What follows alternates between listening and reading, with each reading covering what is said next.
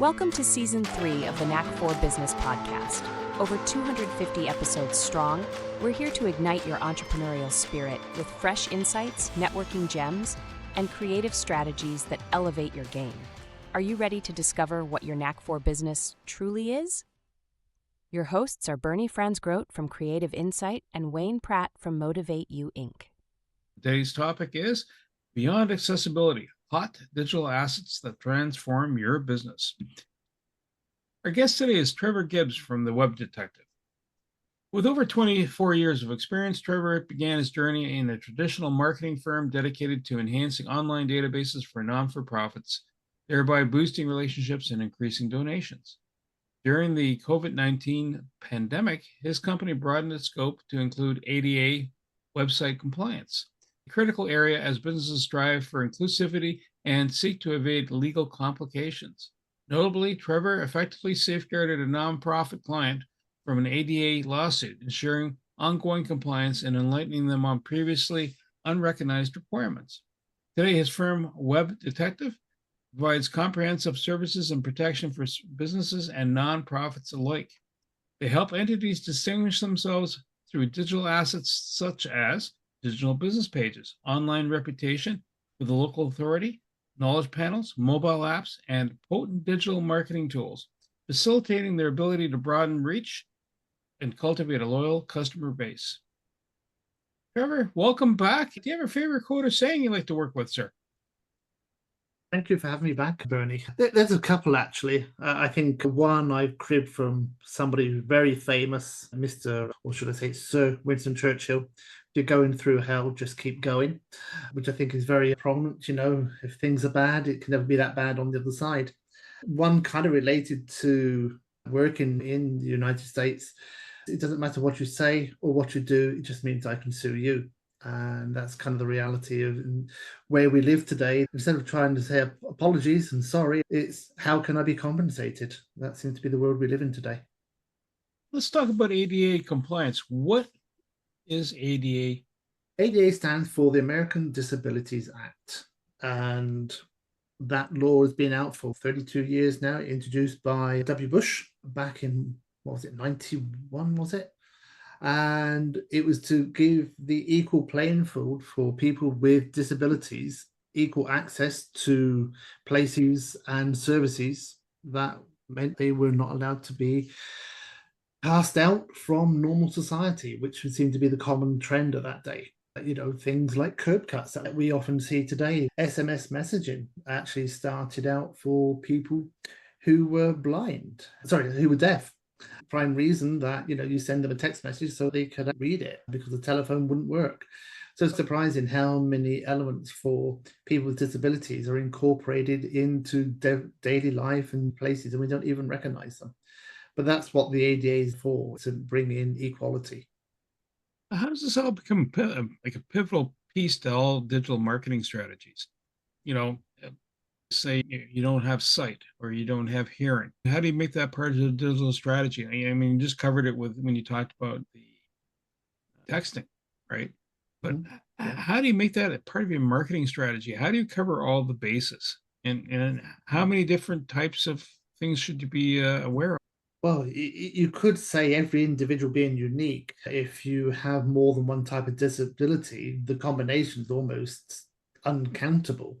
By category, we try to do our best. There is no perfect solution. There's no perfection in the world. There's no utopia. But we're trying to get to the point where everybody can be included as much as possible. Let's take sight. One of the most common places where you gather information today is off the internet, websites. And if you can't read it, you think, well, does that mean I cannot access that information? Or maybe I can't access a form to fill out to appear on a podcast with Bernie, or go to the local authority and actually fill out a form to claim for a grant, or maybe I need to apply for a job.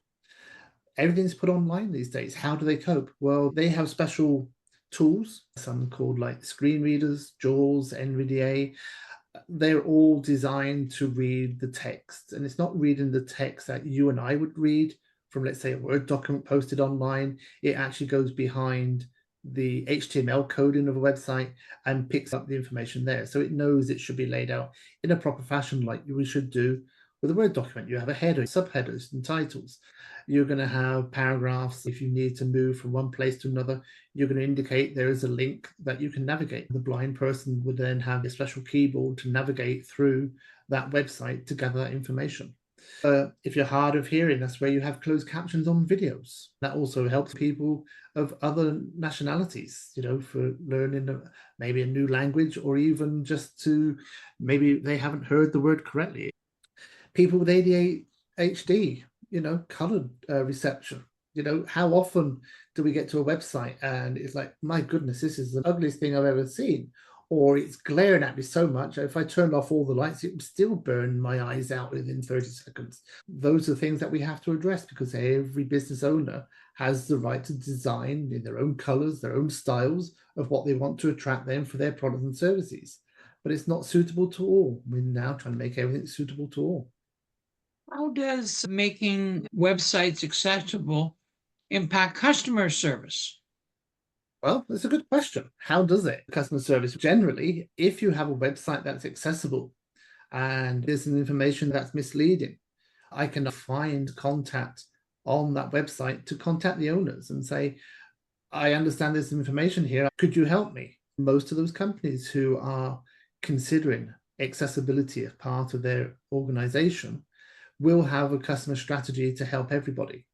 So it doesn't matter whether you have a disability or not. If you're conscious about customer service, the disability is irrelevant. So, are there misconceptions about ADA compliance that are out there? Someone hears it and goes, "Oh my gosh, I got to do I got to revisit everything," and they might be overstoking their fears, and it might be simple answers. What have you found? Yes, in the short term, a lot of people get feared, as I mentioned earlier, about anything you say or anything I do means I can sue you. That is an option. There are some states that will have more lawsuits than others. Places like California, Texas, Florida, New York, they're the highest. But it doesn't matter where those states are. Some states actually have paid damages out for an incident where a website is not accessible. Most people tend to hear of a website not being accessible because of a lawsuit or a demand letter posed upon them. And most think, I can't afford that, trouble at my door, what do I do? And the first thing they think of is that I've got to rebuild a whole new website and maybe do extra to the website to make it accessible. Where some of the starting solutions are not an expense. You don't really have to change the website. There are tools that you can add to the website. Business owner, if they are a little bit technical about how they built their website, they can make some of these tweaks themselves. Just starting to make a website accessible is enough to say that we've started. Will all sites be accessible by a given date in the future? No, it's impossible. On average, you'll find about 45, 47 new websites being built every second around the world. We are too late to get the whole thing 100% perfect. But the point is, most businesses are trying to attract an audience where they spend around $480 billion a year online, which equates to about 1 in 4 people. Why would you not want them in your business, offering your services to them, offering your products to them? Because there are so many other businesses not doing it. They're looking for those companies and those businesses that do accommodate. Is there anybody that you've run into that gets their back up and says, fine, they can phone me on my phone, I'm not playing, I'm done with it, you're not getting in my life? Is this the approach you take with all your clients? Are you hand selecting your clients just for those that pay the most? Do you want everybody equal? Do I want to push back? And here's maybe a little sweetener to that pushback, because I think most people fear is a cost element. And if it was a scaremongering technique by web developers and lawyers to say that you need an accessible website, not only the disability community, why would the American government offer you, or the IRS, offer you tax credits to make sure that you are accessible?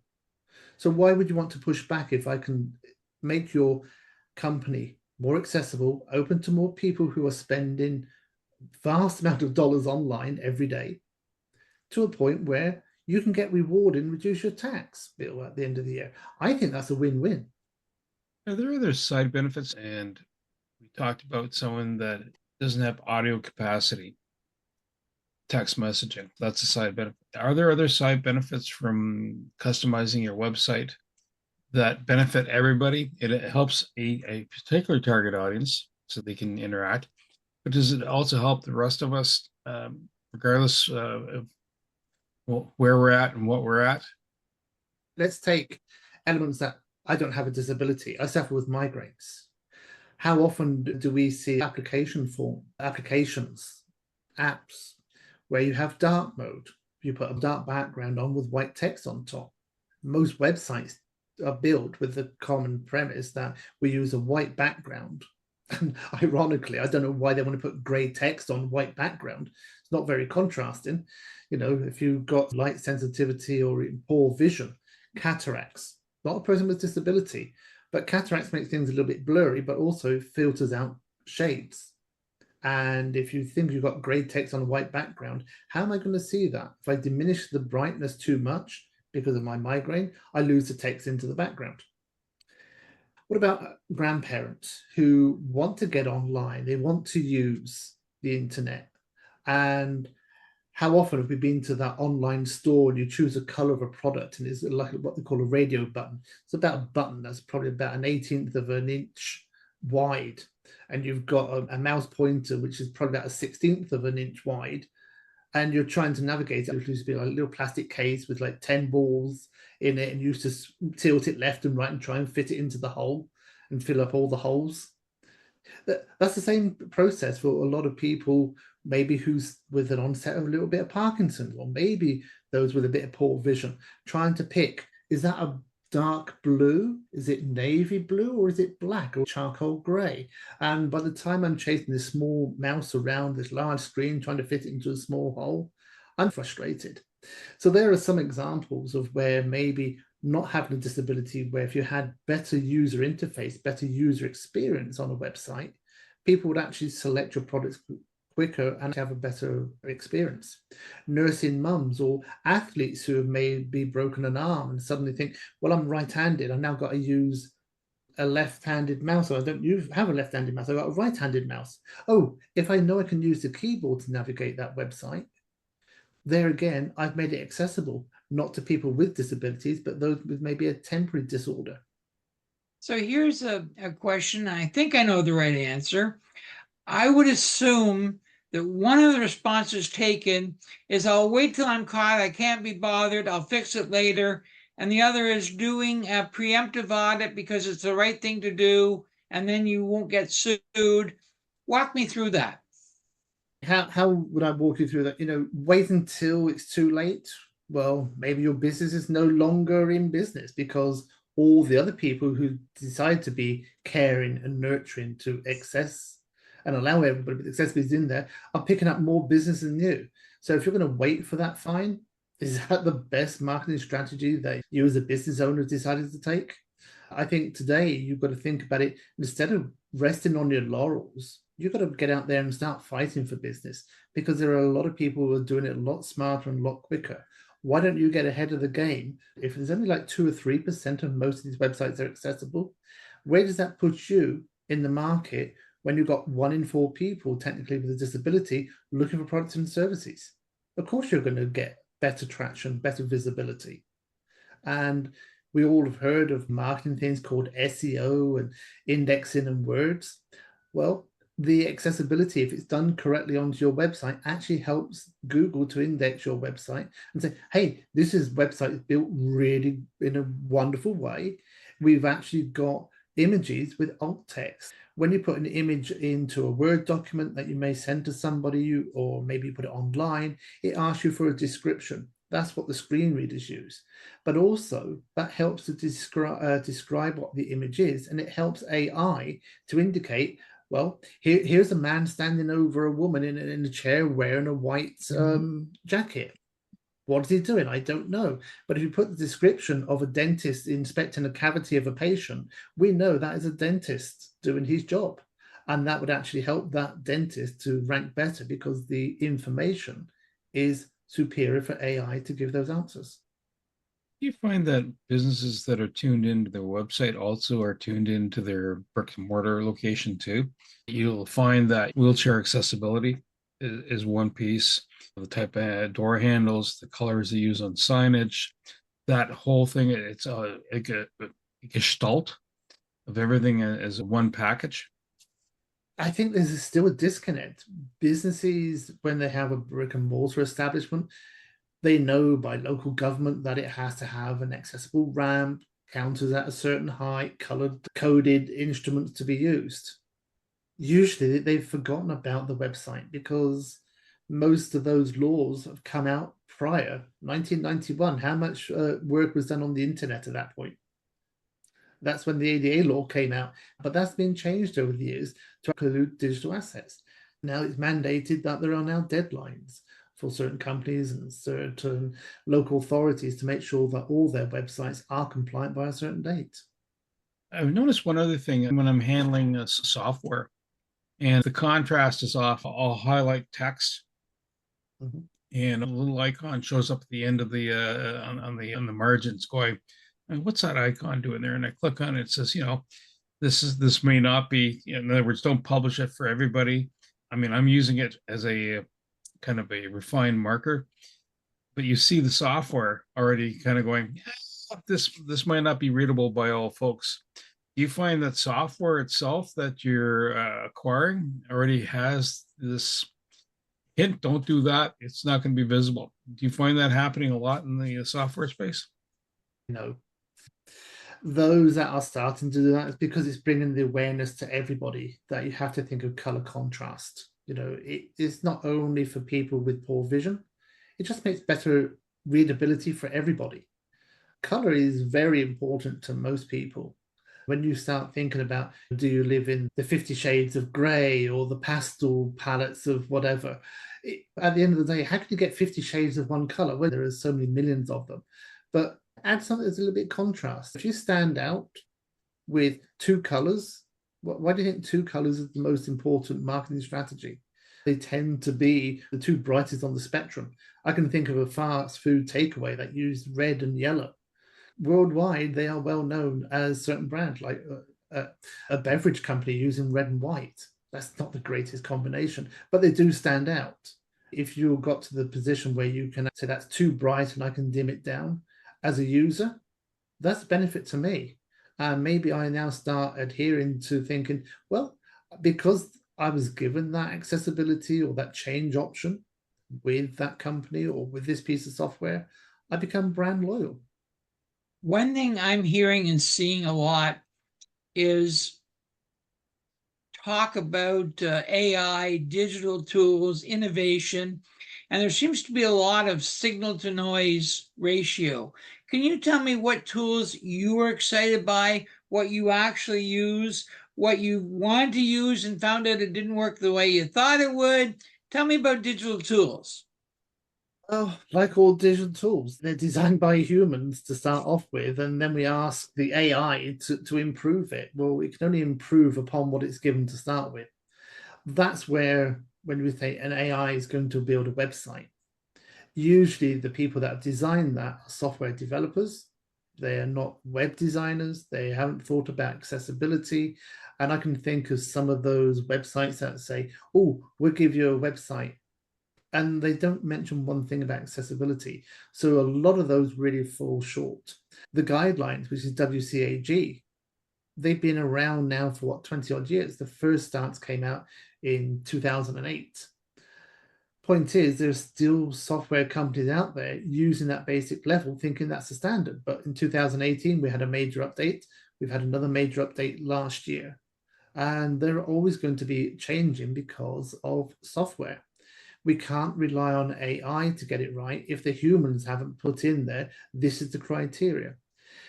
When it comes to AI, I don't think it's always going to address every individual person because it goes by the numbers of the majority. And as I said, most of us are unique. So we can have different disabilities that will give me a unique perspective on how I want to interact with that. If we can adapt and change that on a one-to-one basis, it's great.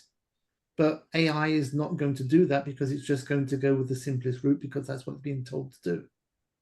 You're talking to clients, do you advise them to either dip the toe in the water, so to speak, and do a trial run, or do they have an option on the website that says, listen, if something's not working out well, press here, and then just relay the information? Is there, you ask them to build in a point where they can get feedback with someone that has a reduced sensory capacity in one of the areas, and they want the product, they want to deal with the business? You allow an avenue for communication? If a company is thinking about accessibility, they would actually have an accessibility statement on their website. Good standard practice is, if we have not covered what you need to get the service, please contact us. And that's always at the forefront, because at the end of the day, it's down to customer service. If you respect your clients and you want to offer them a service, you're going to give them a way to contact you. And that is always the first port of call. I'd always suggest to any business, how are you dealing with your customers? How do you want them to contact you? Who is responsible for taking that information? Dedicate a person to customer service who knows a little bit about the accessibility or the questions you may be asked to navigate that website. Are there any colors that companies should stay away from, or color combinations that they should stay away from? Well, there are tools out there that actually do the color contrast. So let's say we take the 50 Shades of Grey. At what point does grey leave the white spectrum and fall into the black spectrum? So if you're picking white and off-white, which are light grey, stay away from that because they're too close to each other. Pastel green and a pastel yellow. Most men with color blindness, hate colors of red because they don't see it. So again, a lot of it is trial and error. You'll find most of it if you've got a little test tool that you can find a lot of them free online. You put in the hex code or the decimal code for one and the other, and it'll tell you how accessible it is. Depending on the size of the fonts, most of that has to be 4.5 to 1. Sometimes it can go up for a smaller font up to 7 or 8. Generally, we always look at a contrast, and if they're compatible, then you've got a good chance that it's fine. If they look similar, where sometimes we have colors that seem to bleed, say from purple to a dark blue, that's probably a bad combination. Are big companies better suited to have this accessibility because they can put tools and people into it? Is there an artisanal approach to the small business? How does the size of the business affect how you go about looking for solutions? Interesting question, because some of the larger companies are the ones that have had most of the lawsuits just because they got more of the money. At the end of the day, they have probably a harder time changing because their digital asset is so vast, as opposed to a small business owner who's got just maybe one website with maybe 10 pages. A large corporation can have 1,000 pages. You have to employ somebody at that point to really go through piece by piece, and that can actually take a long period of time. So for the smaller, medium-sized businesses, you've got a better chance of being accessible before the larger companies. And of course, large companies have board of directors, they have maybe shareholders, and if they're going to invest a lot of money into being totally accessible throughout, not only digitally, but within the company, that's a slow cog to turn a big wheel. What trends, digital or analog, do you see happening in 25 that is going to be startling? That's a good question. I don't know if I've got an answer for that at the moment. Well done, Wayne. Your screen won't be pulsing at so many beats per second, incurring a seizure. Yeah, something like that. Trends 25. I can see trends. You mentioned software, where a lot of that software shows some accessibility. I see it in, let's say, Google Docs, Word documents, the Canvas and the Adobe Photoshops. They've built in elements that are for accessibility and making it to the point where anybody that uses those softwares, it's easy to add that in. Now, the point is, you've got to spend a little extra time doing it, but it's not that difficult to get started with the basics.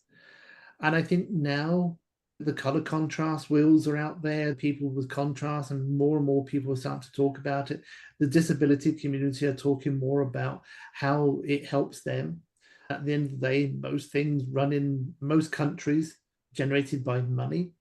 And if money is the way that people are going to exercise their right to say, I either shop with this company or I pay services to this company based on how accessible or how that user interface, that's how it's going to dictate better in that way. I don't see AI just taking over. I think people are just going to vote with their feet like they have done over the last 50, 100 years. Right now, we're talking about using a computer, a laptop, a desktop, mobile devices, everything from your cell phone, tablet to your watch.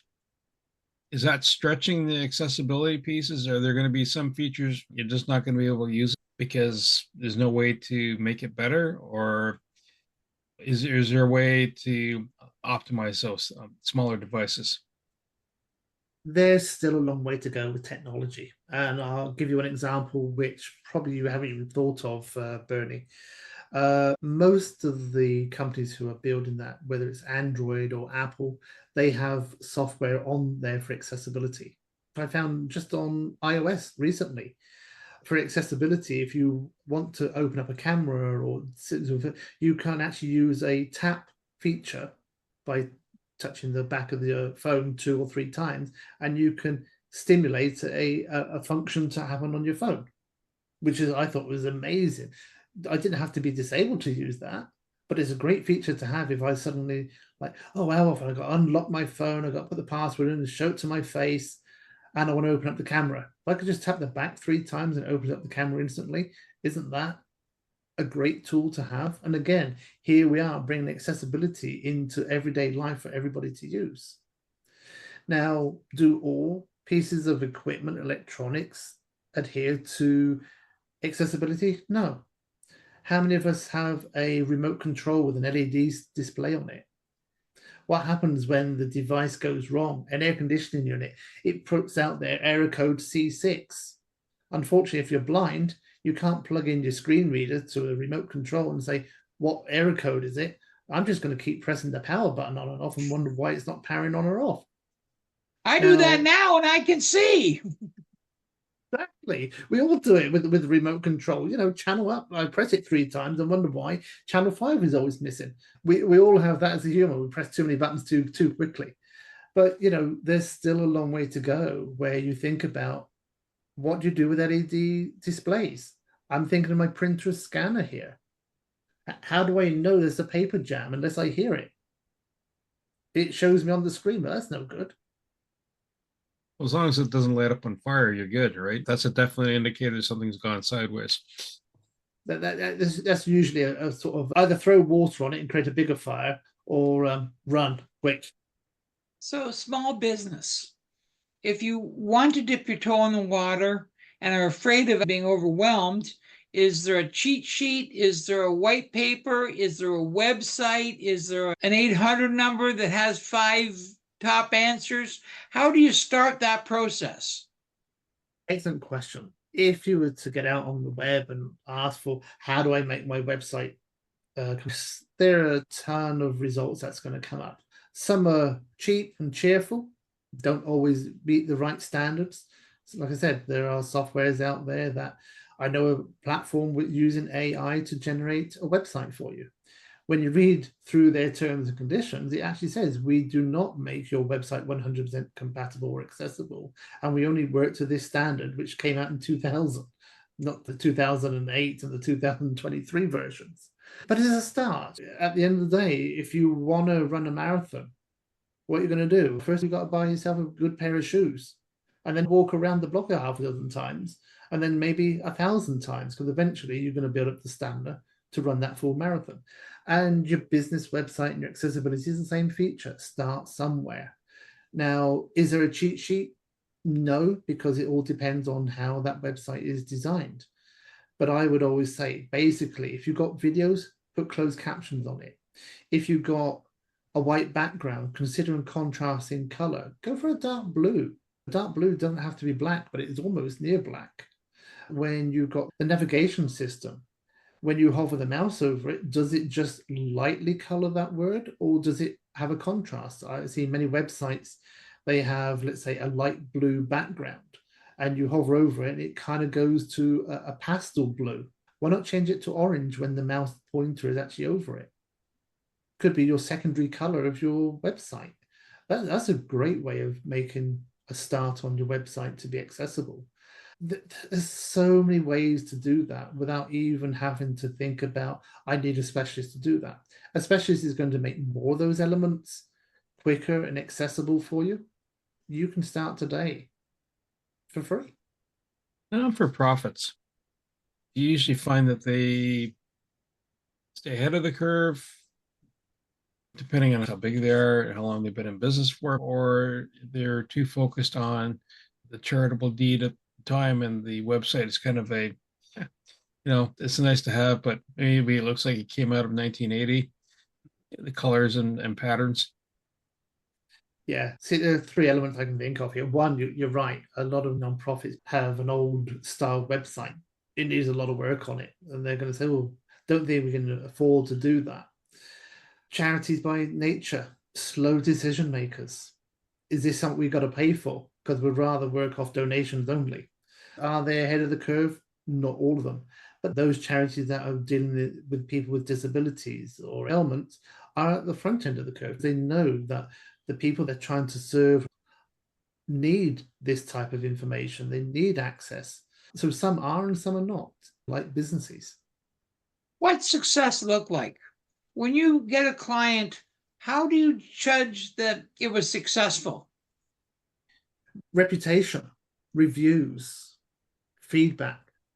How easy is it for us to write a Google review and give it 1 star when we've had a bad experience? It's easier to tell 10 people of a bad experience, but if 1 in 4 people have a disability, let's take a stereotypical family, grandparents, a couple of siblings, mother and parent, nephews. There's 10, 12 people there. So just by the sheer number, at least 2 of those people have a disability. And if you've got somebody with a disability in your family, and they've gone to a website or a business and they said, hey, they took care of me because of my disability, they made it accessible for me. You're going to, as a family, think, oh, amazing, this company actually does care. Well, now everybody in the family, and they're going to tell other people, because that is more important. People in the disability community will talk to other people with disabilities to point them in the right direction. Think about parents when they've got new kids. Their main focus is talking about children and how quickly they share information between other families about news for children, because they have a common theme. People with disabilities have a common theme. And that's what's going to help the win for the business, is their reputation, because they're going to get those 5-star reviews. They're not going to get a bad negative review, because that impacts that business far greater. Because when I'm looking at a business and I see one there, well, they've got a 1 star. What was it for?